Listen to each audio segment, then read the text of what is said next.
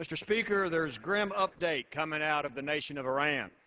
Last week, the government of Iran executed 2 of the 11 people who had been arrested and sentenced to death for peacefully protesting the government. They were hanged. Iran announced yesterday that 9 more people sentenced to death will be hanged in the public square. On Saturday, 16 more protesters went on trial for their lives.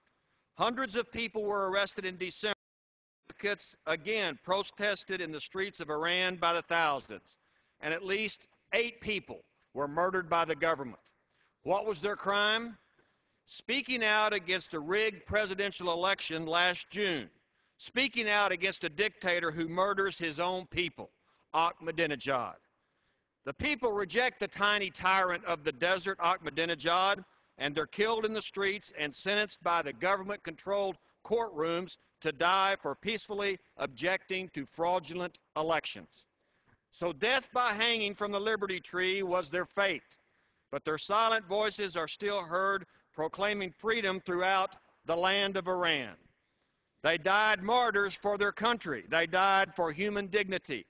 They died alone, but not for themselves alone, but for every Iranian that believes in the human right of freedom.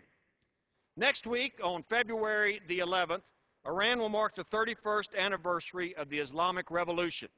The revolution promised the people of Iran liberty, but it has imposed tyranny.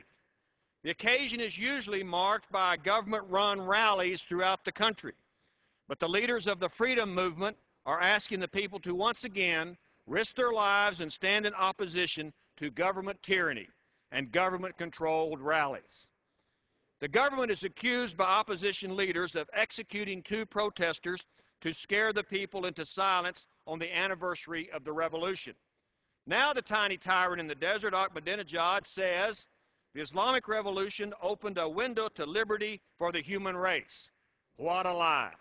The Iranian government doesn't know what the word liberty even means. The head of the Islamic Revolution Guards in Tehran, Brigadier General Hossein Ahmadani, warned in the media that the opposition movement would be barred from making an appearance on February the 11th. He said, any voice, color, or gesture which is different from that of the Islamic Revolution and from the Iranians' voice should be driven out of the people's marches, saying violators will be severely dealt with. So much for freedom of the speech, so much for freedom to peacefully assemble and protest the government. Plus, those in the media are being controlled as to what they can report, allowing only government propaganda to be preached to the people. Is this what the Iranian government calls liberty? This is tyranny by dictator Ahmadinejad. The United States should not remain silent about the oppression of the Iranian people. The next great hope for the world and world peace is that the people of Iran remove their illegitimate regime and put in a government that is duly and legally authorized by the people. The United States should stand with the Iranian people in their quest for freedom and let them know we support their voice for freedom over tyranny, liberty over oppression. And while the dictator may kill the body of those freedom fighters, he will not succeed in killing the spirit of freedom that they have proclaimed when they lived. The tiny tyrant of the desert, Ahmadinejad, is trying to intimidate his people and intimidate the world. He's trying to divert attention away from his unpopular government. He's threatening the world again, saying Iran will deliver a telling blow to global powers on February the 11th. Could this be a threat, another advance in Iran's quest for nuclear weapons? Our quarrel is not with the people of Iran. Our quarrel, the world's quarrel, is with the government of Iran.